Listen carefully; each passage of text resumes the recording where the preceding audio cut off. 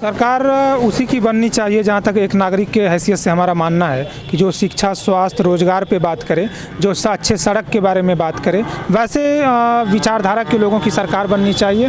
और सिर्फ विचारधारा ही नहीं, जिसके पास अच्छा रोड मैप हो उसकी सरकार बननी चाहिए। नीतीश कुमार शुरुआती समय में काफ़ी अच्छे रहे, नारी सशक्तिकरण को उन्होंने बुलंद किया, ग्रुप में निकलती लड़कियाँ इस बात की प्रमाण है। लेकिन उसके बाद लगातार ये इनके कामों में गिरावट आता चला गया और आज पूरा बिहार जो है पूरी तरह से करप्ट हो चुका है। न शिक्षा व्यवस्था सही है, न स्वास्थ्य विभाग सही है, न सड़क सही है।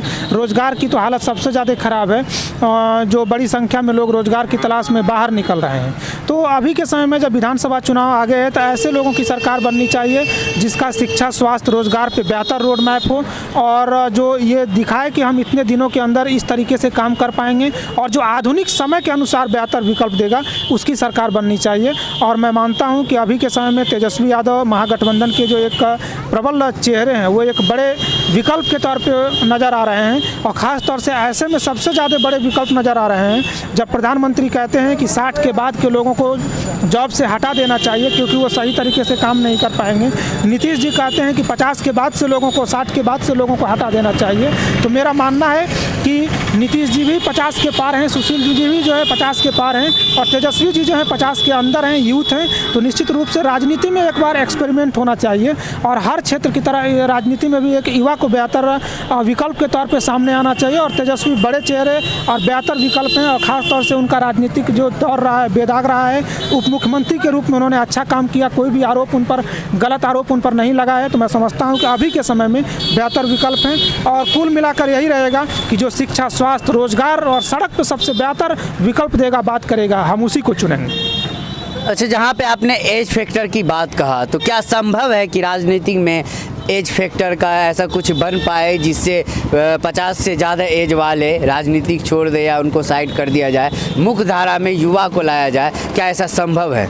ऐसा संभव है। संभव इसलिए है क्योंकि दुनिया में हर चीज़ एक्सपेरिमेंट मांगता है और लोकतंत्र जो कि बिहार से पैदा होकर आज पूरी दुनिया में फैला हुआ है, लोकतंत्र में सबसे ज़्यादा एक्सपेरिमेंट होता है। लोकतंत्र में एक्सपेरिमेंट ये होता है कि एक बिल्कुल अनपढ़, यानी बिल्कुल पढ़ी लिखी नहीं, राबड़ी देवी मुख्यमंत्री बनती हैं और बिहार के सबसे सफल मुख्यमंत्री वो साबित होती हैं। वो उनके कार्यकाल में देखेंगे कई विकास के मापदंड नापे गए। उसके बाद अखिलेश यादव जो कि बहुत पढ़े लिखे लोग आते हैं, यूपी में कई विकल्प देते हैं, यूथ और स्टूडेंट के लिए बात करते हैं। उमर अब्दुल्ला जम्मू कश्मीर में आते हैं, बेहतर विकल्प देते हैं। राजनीति एक्सपेरिमेंट है, तो इसलिए ये एक्सपेरिमेंट एक बार होना चाहिए कि बिहार में एक बार यूथ चेहरा आना चाहिए। और एक्सपेरिमेंट करने में क्या जाता है, बार बार नीतीश जी को देखा, एक बार तेजस्वी यादव को देख सकते हैं।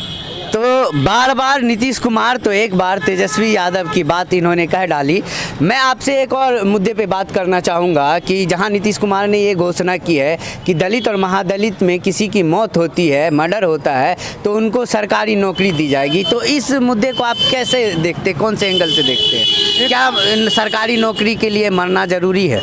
ये राजनीति है, राजनीति का सबसे घटिया स्तर अगर कोई होगा तो इसको सबसे ऊंचा स्थान दिया जाएगा। बिहार दुनिया में पहला ऐसा जगह है कि जहां का शासक ये कहता है कि आपको जॉब के लिए मरना होगा। मैं समझता हूं कि दलित में जो है जीतन राम मांझी जो है वैसे लोग नहीं हैं जो कि जिनको दलित कहा जाए, रामविलास पासवान वैसे लोग नहीं है जिसको दलित कहा जाए। दलित वो लोग हैं कि जो राजपूत ब्राह्मण हैं लेकिन जिनको खाने की भी औकात नहीं, वो दलित हैं। दलित वो लोग हैं जो डोम, चमार, ब्राह्मण, मुस्लिम किसी भी कास्ट में है लेकिन उनका स्टैंडर्ड बिलो है, वो दलित है। तो वैसे लोगों के लिए उनको आगे बढ़ाने के ऑप्शन होने चाहिए कि शिक्षा, स्वास्थ्य, रोजगार आपको देंगे, बैंक के द्वारा इजी वे में आपको लोन उपलब्ध कराएंगे। अगर दलित को मरने के बाद अगर जॉब मिलेगा तो मुझे लगता है कि नीतीश कुमार का घटिया यह राजनीति है। और मुझे लगता है कि विपक्ष को इस मुद्दे के साथ जनता के बीच में जानी चाहिए और जनता को भी चाहिए कि ऐसे सोच वाले नेताओं को जो है मुंह तोड़ जवाब देना चाहिए। बहुत घटिया राजनीति है।